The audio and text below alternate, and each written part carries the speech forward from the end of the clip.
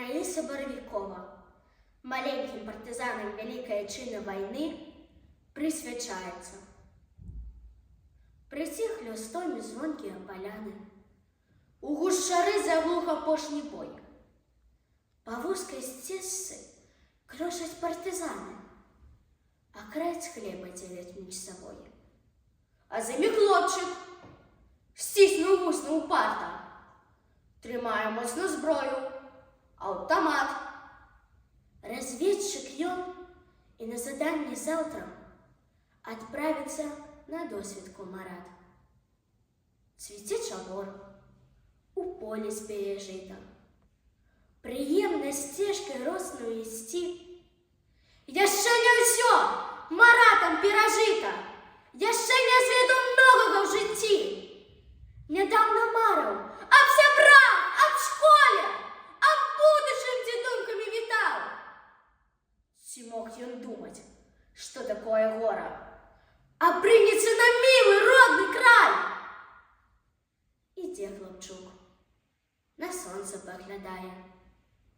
Пяшчотна песня лишь шуміць над ім. Ці мог ён ведаць, што яго чакаюць?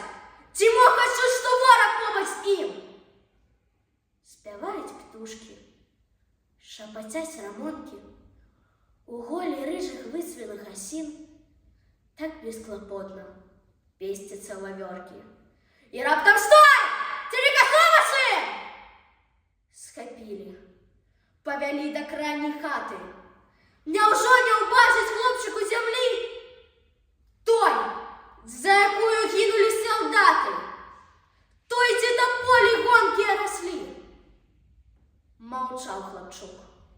Ні слова, ні паўслова не выціснуў з яго знямоглы кат.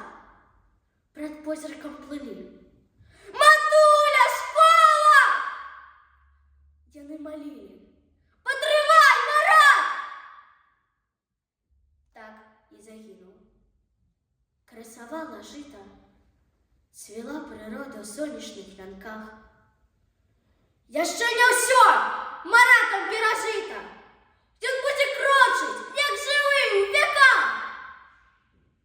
Спяваюць птушкі, шапацяць рамонкі. Зямля пад сонцам росная ляжыць. Прыслухайцеся, гонкія сасонкі.